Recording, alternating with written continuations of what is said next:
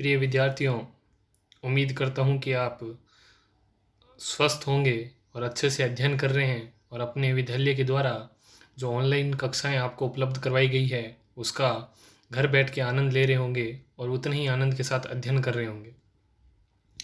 तो आज हम हमारे अंग्रेजी विषय में इंग्लिश में बात करेंगे डायरेक्ट और इनडायरेक्ट स्पीच की। डायरेक्ट और इनडायरेक्ट स्पीच जिसको नरेशन कहा जाता है, यानी आपके सिलेबस में नरेशन के नाम से टॉपिक है 10th कक्षा के। तो देखिए 10th कक्षा के नरेशन के नाम से टॉपिक है, परंतु 9th के लिए भी उतना ही इम्पोर्टेंट है और 9th में भी डायरेक्ट इनडायरेक्ट आता है। 8th में भी जो अपने पॉजिटिव सेंटेंस है उससे संबंधित डायरेक्ट इनडायरेक्ट पूछा जाता है। तो डायरेक्ट इनडायरेक्ट थोड़ा एडवांस हो गया है 9th के कंपैरिजन में। 9th में जो हमने डायरेक्ट इनडायरेक्ट पढ़ा था उसको थोड़ा एडवांस, यानी उसमें थोड़े और भी कुछ नियम जो ऐड हो गए हैं वो हमारे 10th में है। 9th कक्षा वाले भी इसे पढ़ सकते हैं, उनके भी ये टॉपिक है ही। तो अब देखिएगा direct indirect speech. Direct indirect speech जिसको नरेशन कहा जाता है, तो आपके ये 4 मार्क्स का आता है। एग्जाम में आपके 10th क्लास के लिए कितने नंबर का आता है? 4 मार्क्स का आता है, 4 नंबर का आता है। तो देखिएगा डायरेक्ट और इनडायरेक्ट क्या होता है। मैंने इसमें आपके इसको जितना ज़्यादा हो सकता है हिंदी में समझाने का, लिखने का प्रयास किया है ताकि आप हिंदी मीडियम के विद्यार्थियों को आसानी से ये चीज़ें समझ में आ सके। तो आप यहाँ देखिएगा डायरेक्ट, डायरेक्ट यानी कि प्रत्यक्ष, प्रत्यक्ष यानी कि सीधे तौर पे, और इनडायरेक्ट, इनडायरेक्ट यानी कि अप्रत्यक्ष, अप्रत्यक्ष यानी कि सीधे तौर पे जो कार्य नहीं होता। अगर बात की जाए जैसे ए व्यक्ति, एक ए व्यक्ति है, वो किसी बी को कोई वस्तु सीधे कोई वस्तु दे दे तो उसे कहा जाता है डायरेक्ट देना। यदि यही ए व्यक्ति बी तक उस वस्तु को सी के माध्यम से पहुंचाए तो ये क्या होगी? इनडायरेक्ट। क्या होगी? इनडायरेक्ट। तो ये मैंने शब्दों को समझाया है, डायरेक्ट और इनडायरेक्ट शब्दों का अर्थ क्या होता है। डायरेक्ट इनडायरेक्ट को और भी हम समझेंगे। जैसे उदाहरण के तौर पे देखिएगा कि अगर मैं 2 व्यक्तियों को लूँ, जैसे ये ए है और ये बी है। ए ने बी से कोई कथन कहा, यानी ए ने बी से कोई बात कही, तो ये जो बात इसने कही वह क्या होगी? डायरेक्ट होगी। फॉर एग्जाम्पल, उदाहरण के लिए आप ये समझ लीजिए कि ए ने बी से कहा कि मैं जयपुर जा रहा हूँ, यानी ए का नाम हम दे देते हैं रमेश और इसको दे देते हैं सुरेश। रमेश ने सुरेश से कहा मैं जयपुर जा रहा हूँ। ये कैसा कथन हो गया? डायरेक्ट, क्योंकि ये सीधा कहा गया है। इसमें कहने वाले ने सीधा उसी को कहा जिसे उसे कथन कहना था। सोचिए कि अगर ये कथन किसी तीसरे पर्सन ने, यानी किसी तीसरे व्यक्ति सी ने ये कथन सुना जो ए ने बी को कहा, वह जा करके उसने किसी चौथे प्रश्न को डी को कह दिया, तो ये कैसे कहेगा? जैसे ए ने कहा था बी से कि मैं जयपुर जा रहा हूँ, अब ये सी डी को क्या कहेगा? वह जयपुर जा रहा है? नहीं, वह जयपुर जा रहा था। तो उसने ए ने बी से कहा मैं जयपुर जा रहा हूँ, ये डायरेक्ट हो गया। अगर सी डी को उसी कथन को कहेगा, उन्हीं के कहे हुए कथन को, तो वह कहेगा वह जयपुर जा रहा था। या फिर आप उदाहरण के तौर पे ये भी मान सकते हो कि उसी बी में से, यानी उन दोनों में से जो 2 बात कर रहे थे, उसी में से जो बी है उसने सी को कहा, उसने सी को कहा कि भाई सी ने पूछ लिया कि ए क्या कह रहा था, तो ये बी सी को बताता है कि वह कह रहा था कि वह जयपुर जा रहा था। यानी कि आप देख सकते हो, एक तो हमने की का प्रयोग किया दोनों वाक्यों को जोड़ने के लिए, और एक वह जयपुर जा रहा था। ये होता है इनडायरेक्ट। ठीक है, यानी ए अगर किसी बात को बी को कहे और सीधे रूप में कहे, कथन वैसा का वैसा रहे, तो उसे कहा जाता है डायरेक्ट, और अगर कथन में बदलाव आ जाए तो उसे कहा जाता है इनडायरेक्ट। ये थोड़ा बहुत हमने समझने का प्रयास किया। अब हम और इसे देखेंगे। यहाँ पे आप देख सकते हो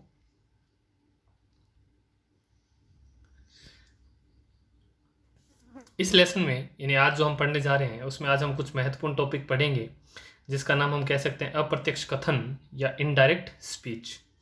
ये कुछ छात्रों को बहुत कठिन लगता है, जिन्हें हम आज अच्छे से बहुत सारे उदाहरण के साथ, सभी नियमों के साथ समझेंगे। जिसके बाद आपको कभी भी इनडायरेक्ट स्पीच के लेसन में कोई परेशानी नहीं होगी। किसी की कही गई शब्दों, देखो अभी से समझने का प्रयास कीजिएगा, थोड़ा मिसप्रिंट हो चुका है लेकिन आप समझने का प्रयास कीजिएगा। किसी के कहे गए शब्दों या बात को, यानी किसी व्यक्ति ने आपको जो शब्द या बात कहे हैं, हम दूसरे व्यक्तियों को दो तरीके से बता सकते हैं। पहला तरीका यह है कि हम कहने वाले शब्दों या बात को दूसरे व्यक्ति को जैसे के तैसे ही बता सकते हैं। दूसरा तरीका यह है कि कहने वाले शब्दों को हम दूसरे व्यक्ति को अपने शब्दों में उसके कहे गए अर्थ को बता सकते हैं। अर्थात दूसरे शब्दों में कहे गए शब्दों को अपने शब्दों में कहने पे, परंतु शब्दों का अर्थ बिल्कुल नहीं बदलना चाहिए। यानी कि आपको किसी ने कुछ कहा है, वह आप अगर तीसरे व्यक्ति को बताते हो, यानी दो व्यक्तियों के मध्य की बात यदि आप तीसरे व्यक्ति को बताते हो, तो उसे कहने के कितने तरीके हैं बच्चों? दो। या तो आप उस बात को वैसा का वैसा कह दो, जैसे कि भाई सुरेश ने रमेश से कहा कि मैं कल 2 बजे आऊँगा। मान लो कि उसने कहा कि मैं कल तुम्हारे पास 2 बजे आऊँगा, ये रमेश ने सुरेश से कहा। अब वो रमेश यानी उनमें से एक व्यक्ति तीसरे व्यक्ति के पास जा करके उस शब्द को कहता है, वह वैसा का वैसा कह दे कि वह कह रहा था कि मैं कल 2 बजे आऊँगा, तो उसमें बदलाव नहीं हुआ। अब उसमें बदलाव कब होगा? कि वह जाके बोले कि वह कह रहा था कि वह 2 बजे आएगा, यानी मैं की जगह क्या हो गया? वह हो गया। यानी हमने किसका बदलाव कर लिया? सर्वनाम का बदलाव कर लिया। यानी कि किन्हीं दो व्यक्तियों की बात को जो कथन कहा गया है उसे तीसरे व्यक्ति को कहने के दो तरीके हैं। प्रथम ये वैसा का वैसा कह दो, द्वितीय दूसरा अगर हम तरीका देखें तो उसमें कुछ बदलाव करके कहा जाता है, परंतु बदलाव होने के बाद भी उस वाक्य के अर्थ में कोई परिवर्तन नहीं होता। अर्थ में कोई भी परिवर्तन नहीं होता। इस बात पे ध्यान दीजिएगा कि वाक्य का जो अर्थ होता है उसमें कोई भी बदलाव नहीं होता। इसे और भी अच्छे से हम एग्जाम्पल उदाहरण के माध्यम से समझेंगे। देखिए, जैसे यहाँ पे उदाहरण की बात करें तो यहाँ पे हमने एक उदाहरण लिया है, he said I am going to cinema now, यानी उसने कहा कि मैं सिनेमा जा रहा हूँ। I am going to cinema now, तो यहाँ देखो वह कहता है मैं सिनेमा जा रहा हूँ। अब यहाँ देखो ये डायरेक्ट वाक्य है। ये कैसा वाक्य है? डायरेक्ट। इसको किस में बदलना है हमें? इनडायरेक्ट में। अब इनडायरेक्ट देखिएगा, he said that he was going to cinema. He was, यहाँ पे क्या आ गया बेटा? वॉज आ गया। वॉज आ गया यानी कि कैसा टेंस हो गया? पास्ट हो गया। यानी उसने कहा कि वह सिनेमा जा रहा था। ऊपर वाला वाक्य देखिए, सिनेमा जा रहा हूँ, यहाँ पे सिनेमा जा रहा था, यहाँ पे मैं और यहाँ पे वह, यानी ये जो मैं है उसको हमने किस में बदल दिया? वह, यानी थर्ड पर्सन प्रोनाउन में बदल दिया। यहाँ जो हेल्पिंग वर्ब है, जो टेंस है, उसका भी क्या हो गया? बदलाव हो गया। तो आप देख सकते हैं कि ये डायरेक्ट वाक्य और ये इनडायरेक्ट वाक्य है। यानी उसी वाक्य को किसी तीसरे व्यक्ति को कहना अपने शब्दों में, परंतु उसका अर्थ परिवर्तन नहीं होता। यही क्या होता है? Direct indirect. अब आपने यहाँ पे देखा कि जब आई ही में बदला, यानी यहाँ पे दिया गया आई जब ही में परिवर्तित हुआ तो ये प्रोनाउन का चेंज हुआ। यहाँ पे जो एम है वो वॉज में परिवर्तित हुआ तो ये हेल्पिंग वर्ब यानी टेंस का परिवर्तन हुआ। और यहाँ पे एक मिस प्रिंटिंग है, नाउ का परिवर्तन किस में होता है? देन में, THENE, यानी नाउ का किस में किया जाता है? देन, THEN में, देन में। तो ये नाउ का परिवर्तन किस में हुआ? देन में। इस प्रकार से होने वाले परिवर्तनों को हम पढ़ेंगे कि डायरेक्ट को इनडायरेक्ट में कैसे बदला जाता है। देखो, डायरेक्ट आपको मेरे हिसाब से समझ में आ गया होगा, नहीं आया तो एक बार पुनः समझ लीजिए। यदि कोई एक व्यक्ति दूसरे व्यक्ति को अपनी बात सीधे जब कहता है तो सीधे, मतलब कोई एक व्यक्ति दूसरे व्यक्ति को कोई बात कहता है तो वैसी की वैसी कहता है, वह क्या है? डायरेक्ट है। और वही बात अगर उन दोनों में से कोई व्यक्ति तीसरे व्यक्ति को कहेगा तो वह क्या हो जाएगा? इनडायरेक्ट। एक और उदाहरण ले सकते हो, यदि आपके पिताजी आपकी माताजी को कुछ कहते हैं तो वह क्या हो गया? डायरेक्ट। ठीक है। लेकिन आपके पिताजी आपके बारे में आपकी माताजी को कहते हैं तो वह क्या हो गया? इनडायरेक्ट। ठीक है, कि अब वो माताजी आपको आके वो बात बोलेंगे, यानी पिताजी ने माताजी को कोई बात कही, वह हो गई डायरेक्ट। माताजी अगर वही बात आके आपको कहते हैं तो वह क्या हो गई? इनडायरेक्ट। इनडायरेक्ट कैसे हुई? कि वह बात पिताजी ने आपको कहनी थी लेकिन किसके माध्यम से कही? माताजी के माध्यम से। आगे देखिएगा कि हम कैसे किसी डायरेक्ट स्पीच को इनडायरेक्ट स्पीच में बदल सकते हैं। डायरेक्ट स्पीच के दो भागों में आपस में जोड़ने के लिए हमें किसी शब्द का प्रयोग किसी जो भी डायरेक्ट स्पीच होता है उसको जब हम इनडायरेक्ट में बदलते हैं तो उनके दो भाग होते हैं, एक कोमा से पहले का और एक कोमा के बाद का। तो ये जो कोमा से पहले का भाग है और ये जो कोमा के बाद का भाग है, इन दोनों को जोड़ने के लिए हमें एक कंजक्शन चाहिए होता है जिसको हम किसका प्रयोग करते हैं, संयोजक चिन्ह जिसको बोलते हैं वो होता है दैट। किसका प्रयोग करते हैं, दैट का। अलग अलग प्रकार के वाक्यों के लिए अलग अलग होता है। दूसरा नियम हम कह सकते हैं कि इनडायरेक्ट स्पीच शब्द बनाते समय सर्वनाम बदलना पड़ता है, प्रोनाउन का परिवर्तन करना पड़ता है। प्रोनाउन का परिवर्तन देखिएगा बच्चों, यहाँ पे आई है और उसको हमने किस में बदल दिया, ही में। विस्तार से पढ़ेंगे कि कैसे परिवर्तित होते हैं, पहले देख रहे हैं कि क्या क्या परिवर्तन होता है। तो आई को किस में बदला, ही में। तो दूसरा हम कह सकते हैं कि प्रोनाउन यानी सर्वनाम का परिवर्तन किया जाता है। तो ऊपर दिए गए उदाहरण से हम कुछ नियमों को समझने का प्रयास करते हैं कि कैसे डायरेक्ट स्पीच को हम इनडायरेक्ट में बदल सकते हैं। तो देखिएगा, इनडायरेक्ट स्पीच के शब्दों के समय कुछ काल टेंस को, इनडायरेक्ट स्पीच के शब्दों को बनाते समय कुछ समय काल टेंस को भी बदलना पड़ सकता है। जैसे कि आपने ऊपर वाले उदाहरण में देखा था कि प्रेजेंट कंटिन्यूस टेंस को पास्ट कंटिन्यूस में बदला गया था। वहाँ पे इज गोइंग जो था, उस इज गोइंग को किस में बदला गया था, वाज गोइंग में। किस में बदला गया था, वाज गोइंग में। यानी प्रेजेंट कंटिन्यूस को किस में बदला गया, पास्ट कंटिन्यूस में। फिर देखिए, कुछ समय वाक्यों में आवश्यकता अनुसार काल शब्द को दर्शाने के लिए सहायक क्रियाओं को बदलना पड़ सकता है। जैसा कि नाउ को किस में बदला गया, देन को। नाउ का अर्थ होता है अब, देन का अर्थ होता है तब। तो जो ये समय सूचक शब्द होते हैं उनका भी परिवर्तन किया जाता है। यानी हम कह सकते हैं कि जब भी डायरेक्ट से इनडायरेक्ट बनाया जाता है तो मुख्यतः हमें 4 नियमों पे बात करनी होती है। पहला नियम ये होता है कि हमें डायरेक्ट से इनडायरेक्ट बनाते समय उन दोनों वाक्यों को, यानी कोमा से पहले और कोमा के बाद वाले वाक्यों को जोड़ने के लिए एक संयोजक चिन्ह का प्रयोग करना होता है या संयोजक शब्द का प्रयोग करना होता है। दूसरा, सर्वनाम में परिवर्तन करना होता है। तीसरा, टेंस में परिवर्तन करना होता है। और जो चौथा होता है उसकी यदि हम बात करें तो वो होता है हमारा समय सूचक शब्दों में परिवर्तन करना होता है। किस में परिवर्तन करना होता है, समय सूचक शब्दों में परिवर्तन करना होता है। एक जो हम से है उसको सेड टू में बदलते हैं, सेड टू है टोल्ड में बदलते हैं, सेड कभी आस्ट में बदलता है, वो परिवर्तन भी होता है। वो 5वें प्रकार का परिवर्तन सबसे पहले करते हैं, वो भी मान सकते हो। तो ये 5 परिवर्तन हम करते हैं। तो आपने उदाहरण से समझे, इसको आप वीडियो पॉज करके लिख भी सकते हो।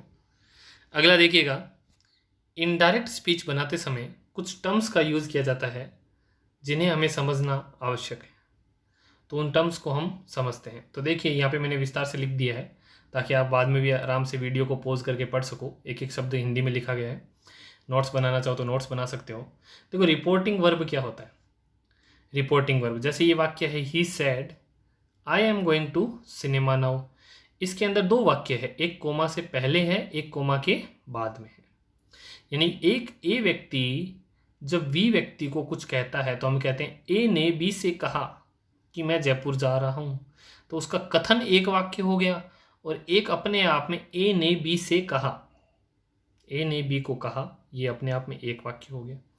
तो ये जो कोमा से पहले वाला जो वाक्य होता है, कहने वाला, जो बोलने वाला सुनने वाले को कहता है, ही सेड, इसको क्या कहता जाए, रिपोर्टिंग वर्ब सेंटेंस कहते हैं। रिपोर्टिंग वर्ब सेंटेंस कहते हैं, ध्यान दीजिएगा, इसको पूरे को रिपोर्टिंग वर्ब सेंटेंस कहते हैं।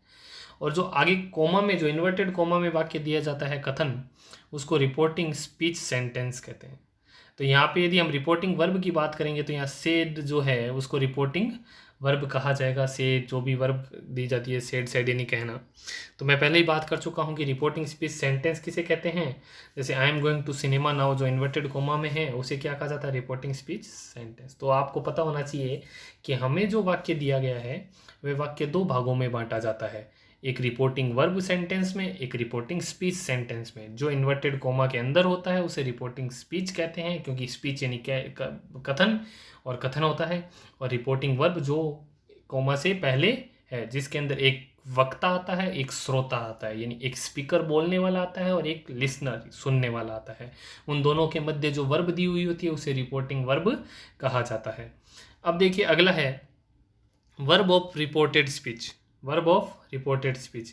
ये तीसरा प्रकार है, ये आपके इतना विस्तार से पढ़ने की आवश्यकता नहीं है, फिर भी आप देख सकते हो कि जो रिपोर्टिंग स्पीच होता है उसमें वर्ब ऑफ रिपोर्टेड स्पीच कहते हैं। जैसे ये रिपोर्टिंग स्पीच है कोमा में, I am going to cinema now, इसमें जो दी गई वर्ब है, वर्ब यानी क्रिया जो है गोइंग, उसको वर्ब ऑफ रिपोर्टेड स्पीच कहा जाता है। जब हम डायरेक्ट को इनडायरेक्ट में चेंज करते हैं तो इसके लिए हमें कुछ नियमों का पालन करना होता है। हमने पहले ही बात की है कि हम रिपोर्टिंग वर्ब का बदलाव करेंगे, फिर हम जो इन्वर्टेड कोमा को हटा के हम बात करते हैं उसका बदलाव करेंगे, फिर हम प्रोनाउन सर्वनाम का परिवर्तन करेंगे, फिर हम टेंस परिवर्तन करेंगे जिसमें हम हेल्पिंग वर्ब का परिवर्तन करेंगे, उसके बाद हम समय सूचक शब्दों का यानी टाइम बाउंड वर्ड्स जो होते हैं उनका परिवर्तन करेंगे। तो आपको ये ध्यान रखना है, ये 5 प्रकार के परिवर्तन हम डायरेक्ट से इनडायरेक्ट में करते हैं। नंबर एक जो परिवर्तन होता है वो कौन सा होता है बच्चों? नंबर 1 जो परिवर्तन होता है वो रिपोर्टिंग वर्ब का होता है। से का परिवर्तन हो गया, सेट टू का हो गया, इन सब का जो परिवर्तन होता है। लिसनर और स्पीकर में कोई परिवर्तन नहीं होता। नंबर 2 जो रिपोर्टिंग वर्ब सेंटेंस है और रिपोर्टिंग स्पीच सेंटेंस है उनके मध्य जो कोमा और इन्वर्टेड कोमा लगा है उसको हटा करके कंजक्शन यानी जो भी हम प्रयोग करते हैं, दैट का प्रयोग करते हैं, वाई का करते हैं, इफ़ का करते हैं, ये सब। तो आप कह सकते हो कि दैट का एक बार उदाहरण के लिए साधारण वाक्य में जो हम करते हैं। तीसरा परिवर्तन हम करते हैं हेल्पिंग वर्ब का, बोल सकते हो मेन वर्ब, हेल्पिंग वर्ब, जो हम कह सकते हैं कि टेंस का परिवर्तन। किसका परिवर्तन करते हैं? टेंस का परिवर्तन। और जो चौथा परिवर्तन हमारा आता है उसमें हम कह सकते हैं प्रोनाउन संबंधित परिवर्तन भी करते हैं। एक हम प्रोनाउन सर्वनाम संबंधित परिवर्तन भी करते हैं। ठीक है, प्रोनाउन क्या क्या होते हैं हमें पता है। आई हो गया, यू हो गया, ही हो गया, सी हो गया, इट हो गया, दे हो गया, ये सब क्या है? प्रोनाउन। इनसे संबंधित परिवर्तन करते हैं, इनके नियम हम पढ़ेंगे। फिर हम एक परिवर्तन करते हैं समय सूचक शब्दों का, यानी कि जो या कह सकते हैं कुछ ऐसे जो शब्द होते हैं उनका परिवर्तन, जैसे हेयर का हम देयर करते हैं, दिस ये जो ये हो गया इसका हम दैट करते हैं, या नाउ का हम देन करते हैं। इस प्रकार से हम कुछ परिवर्तन करते हैं। तो बेसिकली हमें हमारा जो डायरेक्ट इनडायरेक्ट है, डायरेक्ट से इनडायरेक्ट में बदलने के लिए हमें 5 रूल्स को फॉलो करना होगा, जिसमें हमारी फिंगर्स, जो हमारा हथेली होता है, हथेली की जैसे 4 अंगुलियां और एक अंगूठा, जो 5 फिंगर्स हम बोल सकते हैं, 4 अंगुलियां और एक अंगूठा, उन 5 नियमों के आधार पे करते हैं। फर्स्ट नियम जो होता है रिपोर्टिंग वर्ब का परिवर्तन होता है। सेकंड नियम जो होता है कोमा और इन्वर्टेड कोमा का परिवर्तन होता है। थर्ड नियम जो होता है वो प्रोनाउन का परिवर्तन होता है। फोर्थ नियम जो होता है वो टेंस का परिवर्तन होता है। और फिफ्थ नियम जो होता है वो हमें जैसे नाउ को देन में बदला, दिस को दैट में बदला, ये परिवर्तन होता है। तो ये डायरेक्ट से इनडायरेक्ट के परिवर्तन हो जाते हैं। आज हमने बेसिकली ये सीखा कि डायरेक्ट क्या होता है, इनडायरेक्ट क्या होता है, उनमें परिवर्तन करने के बेसिक नियम क्या होते हैं, कैसे कैसे परिवर्तन किया जाता है। कल विस्तार पूर्वक आपको इसके बारे में, और जो नेक्स्ट क्लास आएगी हमारी कल, जो उसमें आपको विस्तार से नियम बता दिए जाएंगे। इन 5 नियम पे हम चर्चा करेंगे। अलग अलग प्रकार के वाक्य, एक साधारण वाक्य होता है जैसे राम ने कहा मैं घर जा रहा हूँ, ये एक सिंपल सेंटेंस है, मैं घर जा रहा हूँ। अगर इसको बदल दिया जाए क्या तुम घर जा रहे हो, are you going to home, तो ये एक क्वेश्चनेटिव वाक्य हो गया, प्रश्नवाचक वाक्य हो गया। इसको थोड़ा और बदल दो, गो टू होम, यानी वर्ब की फर्स्ट फॉर्म से प्रारंभ जो हो रहे हैं, इम्पेरेटिव जो वाक्य हो गए। या मे गॉड ब्लेस यू, मे से प्रारंभ होने वाले वाक्य हैं जिनको हम अलग अलग फॉर्म में बदलते हैं। कुछ एक्सक्लेमेटरी सेंटेंसेस होते हैं जिसमें अल्लाह आता है, हुर्रे आता है, इस प्रकार के जो शब्द आते हैं, इनको कैसे परिवर्तित किया जाता है ये हम बात करेंगे। ये सब किस में आएगा, ये सब अलग अलग प्रकार के वाक्यों को कैसे परिवर्तित किया जाता है। तो हमारी 4 से 5 कक्षाओं के अंदर हम डायरेक्ट से इनडायरेक्ट को कवर करने का प्रयास करेंगे। आशा करता हूँ कि आज आपको ये चीज़ें समझ में आई होगी कि डायरेक्ट क्या होता है, इनडायरेक्ट क्या होता है, और बेसिक रिपोर्टिंग वर्ब क्या होता है, रिपोर्टिंग स्पीच क्या होता है, रिपोर्टिंग स्पीच सेंटेंस क्या होता है, और नॉर्मल से क्या क्या परिवर्तन हमें इनमें करने होते हैं, उनके ऊपर हमने आज चर्चा की। एक बार पुनः मैं जाते जाते आपको वापस से आपके दिमाग में एक बात सेट करना चाहूँगा, आपको वापस से ये समझाना चाहूँगा कि कोई एक व्यक्ति जब किसी दूसरे व्यक्ति को अपनी बात वैसी की वैसी कह दे उसे कहा जाता है डायरेक्ट। इनमें से कोई एक व्यक्ति यही बात जब तीसरे व्यक्ति को कहता है तो वह कहलाता है इनडायरेक्ट। ये सीधी बात होती है, वैसी की वैसी कहना, और जब ये ऐसे कहा जाता है तीसरे व्यक्ति को तो उस बात का बिना अर्थ परिवर्तन किए अपने शब्दों में कहना। जैसे सर ने यदि आपको कहा कि मैं कल आपको डायरेक्ट इनडायरेक्ट पढ़ाऊंगा, ये मैंने आपको सीधा कहा, तो ये हो गया डायरेक्ट। आपने अपने किसी मित्र को कहा कि सर ने कहा था कि वे कल हमें डायरेक्ट इनडायरेक्ट पढ़ाएंगे, तो ये क्या हो गया, इनडायरेक्ट, क्योंकि आपने बिना अर्थ परिवर्तन किए ये बात तीसरे व्यक्ति को कही। तो ये आपको शायद समझ में आ गया होगा। और जो कोमा से पहले होता है उसे रिपोर्टिंग वर्ब सेंटेंस बोलते हैं, और जो कोमा के बाद आता है उसे रिपोर्टिंग स्पीच बोलते हैं। ये कुछ बातें हमने की, क्या क्या परिवर्तन करते हैं, 5 परिवर्तन करते हैं, उस पर हमने चर्चा की कि इन्वर्टेड कोमा का जो परिवर्तन होता है, संयोजक चिन्ह का करते हैं, वो कैसे करते हैं, टेंसेस का परिवर्तन करते हैं, नाउ को देन में चेंज करते हैं, हेल्पिंग वर्ब का परिवर्तन, ये सब हम कल विस्तार पूर्वक पढ़ेंगे। तो आपको जो कुछ भी लिखना हो तो आप वीडियो को पॉज करके लिख सकते हो, और अगर पॉज करके नहीं लिखा जाएगा तो मैं कल आपको बोल के लिखवा दूंगा। आशा करता हूँ कि समझ में आया होगा और इसको मन लगा करके पढ़िएगा। चलिए मिलते हैं अगली कक्षा में।